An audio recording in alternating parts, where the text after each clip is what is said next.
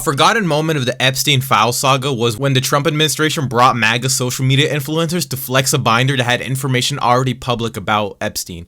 Do not forget about these people. They deserve as much shit as anybody else. Libs of TikTok, DC Drano, and the other white bitch. I don't know what her name is. She's not really that relevant. You should remember who these people are for years to come. After seeing people talk about important issues such as the Super Bowl halftime show and testing a weapon on a balloon near the Mexican border, we are now back to the most trending topic in US history, something that is way bigger than 9/11. The Epstein files. I see people say that Trump never said that he would drop the Epstein files, but that is a flat out lie. When he was campaigning during the 2024 election in a podcast interview with Lex Friedman asks him about the Epstein files and he would release them and he says, I have no problem with that. He had some nice assets that he'd throw around like islands, but a lot of big people went to that island. But fortunately, I was not one of them. The list of clients that went to the island has not been made public. It's very interesting, isn't it?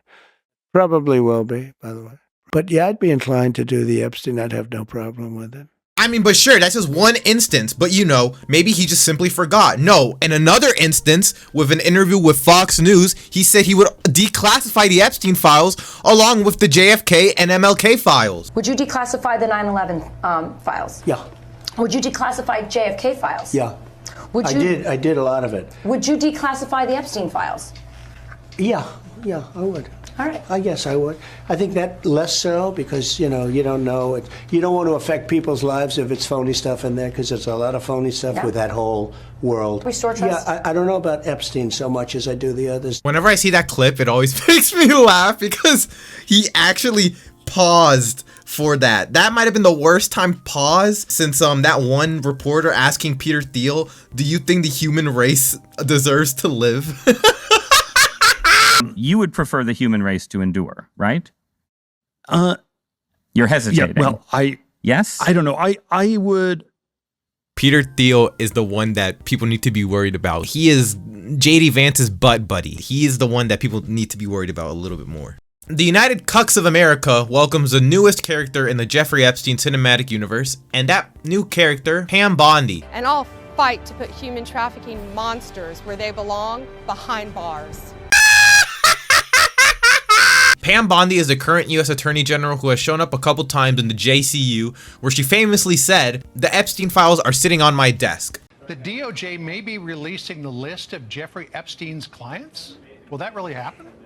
It's sitting on my desk right now to review. A good test to see someone's true character is to see if that person or anybody connected to them ever had any type of relationship with my president, Donald J. Trump, or the forever representative of the United States, Jeffrey Epstein, and see what's in it for them. Lutnick, I'm coming back for you in a couple minutes, so I'll be right back. When Trump was being investigated for Trump University for being a complete fraud, she got a kind donation of a small amount of $25,000 by the Trump Foundation that supported her election campaign. Pam Bondi decided there was no reason to investigate anything surrounding Trump University. Another fun fact on that one, I guess, Kamala Harris, who was Attorney General of California during that time, also got some dollars from Trump, and they decided that they didn't want to investigate anything about Trump University. So that's also kind of weird, isn't it? It really is just a big club. We are not in that bitch. When I said Pam Bondi was a new character in the JCU, she isn't really a new character. She's shown up a couple times when the Epstein files have been brought up. That one time when Trump got mad that people were still asking about the Epstein files and she was just sitting right next to him. Are you still talking about Jeffrey Epstein? This guy's been talked about for years. And are people still talking about this guy, this creep? That is unbelievable. I have to go on a small little rant here, I guess. I don't know why the fuck Trump thought this was just gonna go away fast and simple. You know your fan base is retarded. I'm not even the one claiming that. You claim that. That will be a future point in the video. I don't know why you keep bringing this up and then your goons were also kept bringing it up, like Dan Bongaloid and Cash Paddle. This is the same fan base that adopted QAnon. Come on, buddy, use your noggin. He also made a couple of Truth Social posts talking about the Epstein files and Pam Bondi, saying Pam Bondi is doing a fantastic job, and that was back in July. Including another Truth Social post, his fan base are a bunch of morons. He said that himself. I'm not even the one saying that. He said that himself. Their new scam is what we will forever call the Jeffrey Epstein hoax, and my past supporters have bought into this bullshit hook, line, and sinker. They haven't learned their lesson and probably never will, even after being conned by the lunatic left For 8 long years. Unsurprisingly, there was backlash on how the Trump administration was handling the release of the Epstein files. Entire pages redacted, people involved redacted, victim names unredacted, to the point where 2 people from the opposite sides of the US political spectrum, Ro Khanna and Thomas Massie, decided to make an act that says that they have to make their investigations public and not hidden anymore. Epstein Transparency Act, or whatever the fuck it's called, got passed, and after that it's just been an entire shit show. Present time, the files have basically done nothing to impact anybody on there, and I hate to say it, but I'm gonna be the realist person here. I don't think anybody is going to be punished for it, and I'm not saying that out of my ass. I'm looking at a lot of things that have been happening, including the Pam Bondi hearing that happened today. But basically, my idea that nobody will be punished for it is now being reinforced by Pam Bondi's hearing that went about, as well as telling a blind person to drive a Ferrari. For 4 hours, Pam Bondi was just getting her face pummeled inside and pulling a white woman moment at every moment she possibly could, because she had no real defense for anything. Walking into the big old, I don't know what this room is called, so I'm just gonna call it the hearing room. I don't know. Bondi brought in a burn book, and if you don't know what a burn book is, information about people that isn't very good to hear or to tell people about. But Bondi was just using that as a deflection away from the Epstein files, and that was brought up, but the warning did not work. Please do not waste 1 second of our precious time by evading questions. Maybe it was good that it didn't work, because there was proof that she didn't even finish her research for a burn book. He's not running for office again because, well, I don't know why you're not running for office again, but after the filing... The burn book not only had information about people and what states they were in or whatever, and what has happened in their states. It had their search histories, and they were tracking what documents they were looking at. Even Nancy Mace brought it up afterwards. I don't know how long the hearing was, but it was just they were jumping Pam Bondi genuinely. If you were to watch the entire thing, the entire hearing was just Pam Bondi avoiding questions and dick riding and slobbering over Donald Trump's wiener. It was actually kind of embarrassing at one point. I find it interesting that she keeps going after President Trump, the greatest president in American history. I find it interesting she keeps going after Donald Trump. She doesn't say how much money she took from Reid Hoffman, did you? None.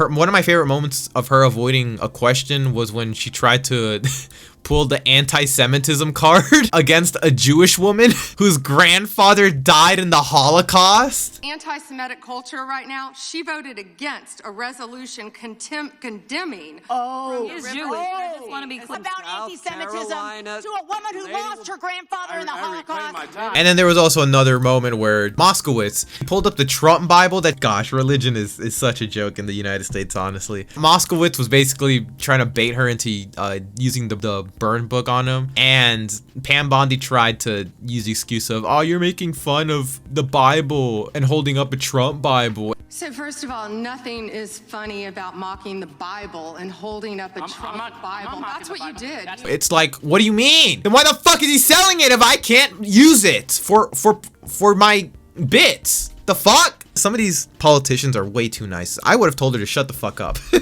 Pam Bondi said that she will always fight for victims and will continue to do so. Okay, so I'm willing to go deep into something here right now. And if Pam Bondi really wants to fight for victims, I have someone that you should look into, Miss Bondi, because you are very familiar with him. And that is Howard Lutnick. Mr. Licknuts is currently the Secretary of Commerce and had a very interesting relationship with Epstein that no others had. He was Jeffrey Epstein's fucking neighbor. In an interview, I think it was last year, something like that, Lutnick said that he cut ties with Epstein in 2005 because he had a weird interaction with Epstein about a massage table that was just in the middle of a room or whatever. I say to him, massage table in the middle of your house? How often you have a massage? And in the 6 or 8 steps it takes to get from his house to my house, my wife and I decided that I will never be in the room with that disgusting person ever again. Really? So I was never in the room with him socially, for business, or for even philanthropy. If that guy was there, I wasn't going because he's gross. That's my story. A one and absolutely done. I hate Lutnick because he's one of those people that treats this entire thing as like a joke. He thinks it's some like Mission Impossible plot line where they have to make it all dramatic and eventful, where he's portrayed as like some superhero, some hero that left before shit got bad. And you might be saying, but Hakeem Jeffries' lover, why are you saying that? Wow, I can't believe he was lying. I can't believe someone was lying about the relationship with U.S. Representative Jeffrey Epstein. He said that he cut off Epstein, but was signing documents with him as business partners. And if that's not even bad enough, bro wasn't only having a business relationship with him, he took a visit to the island with his wife and kids. When the Epstein files were brought up in one of Trump's million meetings with the news in the Oval Office, he laughed about it when the Epstein files were brought up. Is he working on what? Is he hosting some kind of gathering of top advisors this evening to talk about how to respond to the Epstein situation?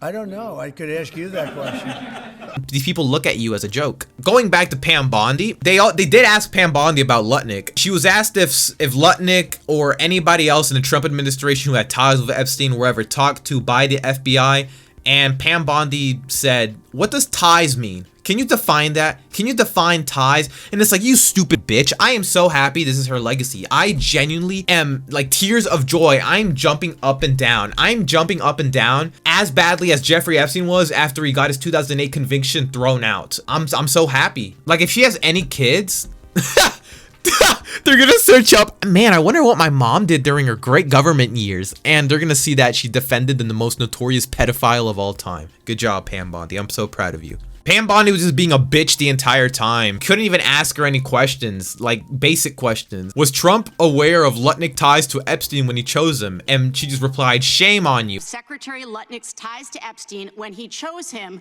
to lead the Department of Commerce. Was he aware? Chris Malin was a Border Patrol agent. Okay, so I'm going to conclude. Shame on you. Oh, for goodness sake. It's like, all right, you cannot work with people like this. Impeachment isn't enough. Put her in a cell. If we are following the current record, it seems like Pam Bondi likes to help people involved in very bad things. Another example of that would be Ghislaine Maxwell being moved into a more comfortable jail. Pam Bondi didn't know that she was moved at all. So it's either one, she has no idea what the fuck is going on, or two, she's just being stupid and retarded, and I'm leaning towards number two. She also got asked if Trump should pardon or release Maxwell, which isn't that crazy of a question considering how nice he has been when Ghislaine Maxwell has been brought up to him. Pam Bondi just deflected and started talking about the Ukrainian woman that got stabbed on a bus in I don't know where, but it's always funny seeing that lady brought up because there were so many Republicans going like, fuck Ukraine, let Russia eat them up, fuck Ukraine. Like, I'm gonna be real, I will be the real person here. What is the difference between her dying here and her dying in fucking Kiev or whatever? What's the difference between that? Just because she died in America and because it fits your political agenda? You would not give a fuck if she died in a mortar strike in Ukraine. I might be reaching here, but I'm starting to think Pam Bondi might not care about the victims at all. But I'm still not sure. Funny interaction where she started acting like one of the people that Republicans always make jokes about, which is the blue hair woman archetype who bitch and moan about anything. Nadler asked her how many people was she investigating, and she started praying to Jim Jordan to save her. Jim Jordan shouldn't be responsible of this hearing specifically, just because, I mean, search up Jim Jordan in Ohio State. He does not really have the greatest track record when it comes to abuse cases also. So it's just, you know, I don't know what we're doing here, guys. Highlight of the entire hearing is going to be about her pulling the Doe card. Randomly, she started yapping about how good the Doe was, how good the Doe was performing, and that the Doe should be talked about and not the Epstein files, which is just... The Dow is over $50,000. I don't know why you're laughing. You're a great stock trader, as I hear, Raskin. The Dow is over 50,000 right now. The S&P at almost 7,000. And the NASDAQ smashing records. Americans' 401ks and retirement savings are booming. That's what we should be talking about. God fucking damn it. Do these people just have the same playbook? Boomers, Gen X, whatever the fuck. These people have the same playbook. Oh, everything is going to shit. Look at these numbers that have no impact on like 60% of Americans because they don't use the stock market. Who gives a flying fuck about the stock market if you can't afford basic shit? Jesus Christ. Anything bad happens in America, look at the stock market. It's up. Everything's new heights. The economy is currently being held by an AI bubble that is about to fucking explode and burst and cause mayhem on the economy.